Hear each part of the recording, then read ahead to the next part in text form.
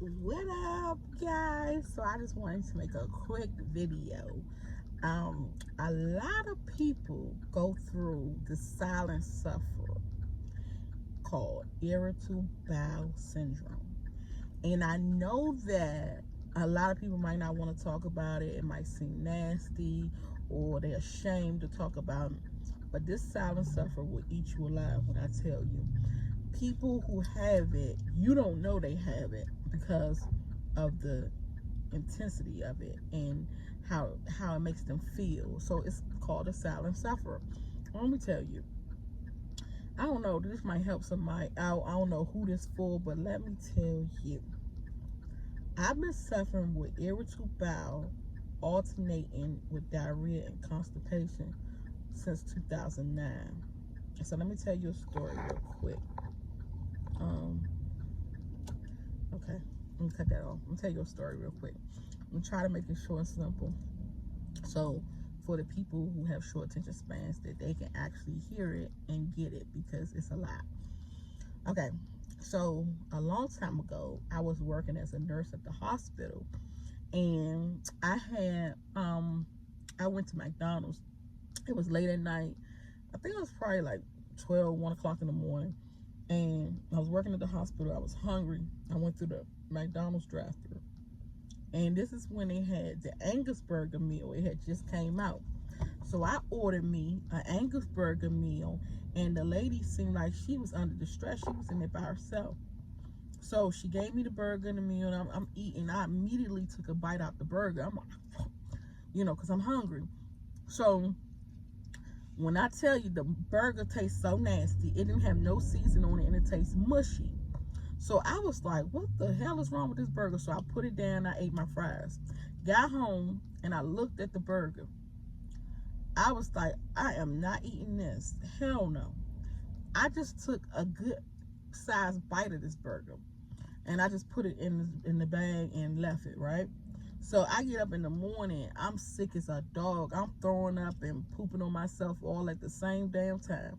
I was like, I don't know what the hell is going on with this burger situation, but that burger got me sick. So I said, well, let me go to the hospital and find out what the hell is going on. I was throwing up and everything the whole time, the whole day. I just kept throwing up, kept throwing up, kept throwing up. And then I started throwing up the inside lining of my stomach. How you know you're throwing up the inside lining of your stomach is all the food is gone. Now it's just yellow in your throw up. It's like yellow, look like chicken noodle soup. The soup part, not the chickens, the soup. So I'm throwing up, I kid you not, all day. So when I get to the hospital, they run all types of, draw my blood, run all types of tests. They said that your white blood cell count is very, very high, meaning you have infection in your body. So I was like, so what do I do now? So they gave me medicine and everything, and they diagnosed me with food poisoning. But I never recovered. So I went home. I'm still throwing up. I'm still sick. Even with the medicine, I'm still continuously being sick. So 2 weeks later, I'm still sick. And I said, hold up, food poisoning don't last this long. So I went back to the hospital, and they told me that what happened is that food poisoning lingered and developed into a diagnosable case of irritable bowel syndrome. So I have irritable bowel syndrome alternating constipation and diarrhea. And what ended up happening to me with that is it's no cure. So I ended up suing McDonald's, but this was when McDonald's had just got sued. It was a big lawsuit with Lieback. It was an old lady. She went through the drive-through, and she put the coffee in her lap, and she pulled off. And when she pulled off, the coffee spilled and gave her third-degree burns. So she ended up suing. She had Johnny Cochran as her lawyer. Ended up suing McDonald's Corporation, and she didn't get paid for like 6 or 7 years. And by the time she got paid, she was already dead. Her family ended up getting the money. So I had all my ducks in a row with this situation, and I tried to sue them, And when I tried to sue them, everybody was like, you should get legal counsel. You should seek legal counsel. I already knew what I was going to do because I had all my paperwork together. The lady who actually served me the McDonald's that night said she was in it by herself. They left her unattended. Everybody went home. She didn't want to be in it. She didn't feel like cooking. So she put the hamburger on the grill. She flipped it over and she gave it to me. So the hamburger on the inside was completely undone. It was like taking ground beef, pattying it up, and putting it on the burger. So you just grill the top part and the bottom piece, and then the inside wasn't done. Now what happens when you do this with ground beef, the inside of it has been exposed to everything. It has been exposed to the environment. It's been exposed to bacteria, been exposed to everything. So then you close it up like this, and then you put all the bacteria in the inside. Fried on one side, fried on the other, boom. And she gave it to me. So that's how I end up getting sick. And she admitted it. So McDonald's admitted fault and said that, yes, we are at fault for it. We don't want to pay you what we think you deserve, but we do want to settle out of court. So they did settle out of court with me and paid me. However, I could have got way more. I could have been sitting as like a fat rat right now, but nobody would take my case because they had just been sued with the lie-back case. So I even went to the Cochran firm. They was like, no, they not accepting. I'm sorry, y'all. I even went to the Cochran firm, and they was like, no, we're not accepting the case. So everybody I went to, even though McDonald's admitted, I think I still had the paperwork. Even though McDonald's admitted, even the girl admitted, I called everybody I could call, the health department, everything, to go in there. They had found mice turds all in the McDonald's. Like, this McDonald's, I could have put them down. So I was telling them that this is something I have to live with for the rest of my life. There's no cure for this, and that it messed up my quality of life. I was in school for registered nursing. I was an LPN. I was working. You know, I had all these licenses. I got 22 licenses. I got 2 degrees, and I'm just trying to get my my life together, and my life just getting started, and y'all take it from me like that. So they was like, okay, well, this is what we could pay you. So they ended up paying me for this. But then I try to figure out how to cope with the rest of my life. I mean, I lost jobs behind having irritable bowel, relationships, you not being able to be with your friends. You go out with your friends to eat, and you got to keep running to the bathroom, getting up every 5 minutes, because it's like a dumping syndrome. You eat, it go down, and it come out. So that was a big issue, for all my life, and I'm not ashamed of it at all anymore. I used to be, and I used to could tell people, but now I'm like, look, you either with me or you're not, so I'm going to tell you what's going on. Accept me for who I am. So I think I found the cure for this, to make a long story short, and I hope this works for you, because nobody wants to sit and talk about it. And it's something that needed to be discussed because there's so many people suffering from it and they don't know what to do. But let me explain to the people who don't know what we're going through as a patient or as a person, let's say that, as a person who suffers from irritable bowel, whether it's diarrhea or constipation. Okay, so I'm going to describe my daily day, my daily routine of the day. Like this is what I had to describe to the doctor for them to understand what I'm going through. Okay, so I get up in the morning, have to be like 7 o'clock, 8 o'clock in the morning. I go to the bathroom. I'm on the toilet maybe like 6 hours if it's a bad day. If it's a good day, 3 hours. Okay, just using the bathroom. And the reason being is because you'll use the bathroom, you'll go do something else, and you got to go back again.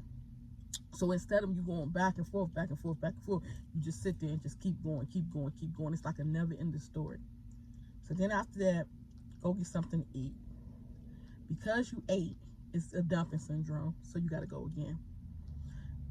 It might last between an hour or so before you have to go again, but you're going to have to go again. And then this is periodically out the day. You'll be going to the bathroom every time you eat. If you eat chocolate, oils, candy, meat,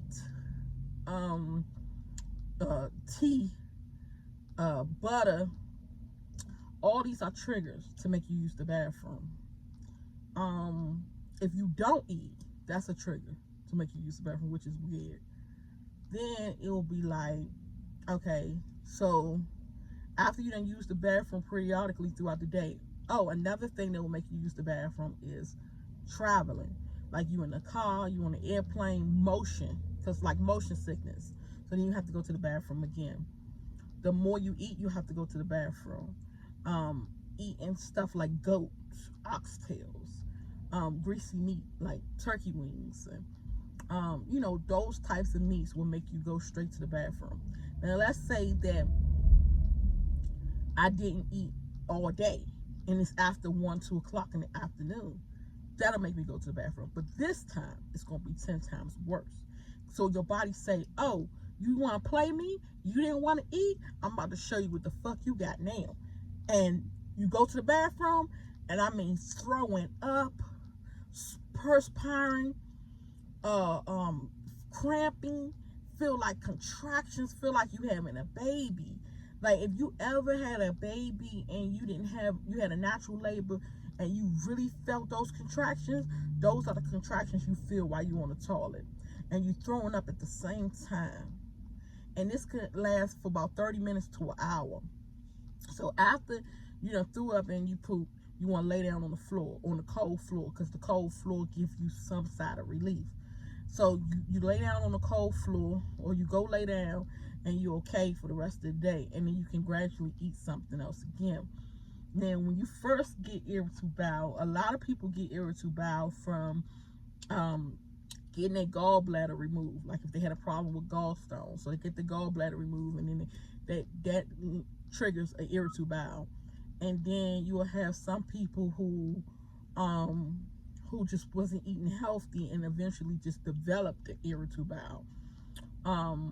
So those are the situations where, because people don't know where irritable bowel came from, but I know exactly when mine came from and when it started.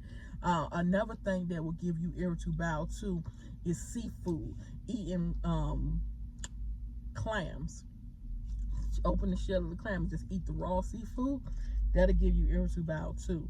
So these are some things that will give it to you. Now once you get it, it's no cure for it, so you got to deal with this for the rest of your life. But I think I found a cure, and it's so simple. It's so simple but never new. So without taking all the butters, the oils, and all that stuff out of your diet, just completely go vegetarian. Completely take out all the meats. I've been a vegetarian for about a month and a half, and I have not experienced no irritable bowel syndrome symptoms at all. And I'm like, good googly muggly. Like, I dealt with this for a long time. Can you really understand how excited I am that I don't have to worry, that I can eat and not have to worry about throwing up, not have to worry about cramps and being sick, not have to worry about traveling or riding in the car, and I gotta pull over. And I'm telling you, when people deal with this irritable bowel, you can't hold it. It's coming out, regardless if you want it to come out or not. You'll be saying, pull over here, pull over anywhere, let me shit in the grass, because it's coming out so bad. Nobody wants to deal with that in their life. That is hard. It's been a rough time for me, and it's so unsettling, you know, that somebody will have to go through something like that. But I'm telling you, all that's out there that's dealing with this silent suffering, because there's more people than you think, but everybody's scared to talk about it. So I'm not scared to talk about it. Don't care what you think about me for talking about it. I just want to help the people that's out there that's suffering with this illness. Go vegetarian. It's hard. And you know what helps me? I think what really helps me is not being sick anymore. Like, because once you realize that, damn, I'm not sick anymore, you don't care about the meat. You be like, fuck that meat. The meat look good now. I be going to some soul food restaurants. Look at them oxtails now. look at them turkey wings and fried chicken, and I love ribs. But this is how I trick myself. I'll get a veggie plate and I'll get some macaroni and cheese, some cabbage, some curry souffle, and maybe some rice pilaf or something like that. And what I would end up doing is I would end up taking the barbecue sauce and putting it, drizzling it on my macaroni and cheese. And I'll eat that and I'll make myself think that I just ate ribs, because it's all in the mindset. When you can change your mind, you can change anything. And that's law. That's law. That's like the universal law, that whatever you think will come life. Where attention goes, attention grows. So if you think something hard enough, it will happen. So when I think, okay, I'm eating ribs right now, I'm eating a nice cookout plate when all I'm eating is vegetables, it works. So when everybody out eating meat, I'm like, okay, I'm cool, because I know that now I can hang with y'all. Because at first I couldn't do it. So now I'm like, I can hang with the best. We can go out, we can turn up, and I'm not gonna get sick. So if you just try to not eat no meat for a week or two, and see how good you feel, see how that stuff not coming through your pores anymore, see how healthy eating is very, very important, and how you're not sick, you're not having the episodes, no irritable bowel syndrome, shit. Like, change your mind. Change your mindset and you'll change everything. And you'll thank me later. You'll be like, you found the cure for this irritable bowel. But I don't know why the doctors and shit don't tell us this. Like, they never told me to stop eating meat. That eating meat is what's doing this to me. They have a chart of telling you about oils and butters and stuff like that, and say that this stuff will cause your symptoms to trigger, but they don't tell you, if you want to not go through this again, to stop eating meat. And so now, as far as the going to the bathroom situation, I have regular bathroom episodes like normal people, and I don't have to worry about the fact that I'm going to be constipated, or I'm gonna have diarrhea, or I'm gonna be on the toilet for hours, or I'm gonna be having contractions, or any of this stuff. I don't have to worry about that stuff anymore. So I'm just happy that that's the situation, and I just wanted to come out here and explain to all the people who suffer from it that we can get through this, and we can get through this together. So if anybody knows any other things that will help people, please comment down below and let them know. Talk to you later, guys.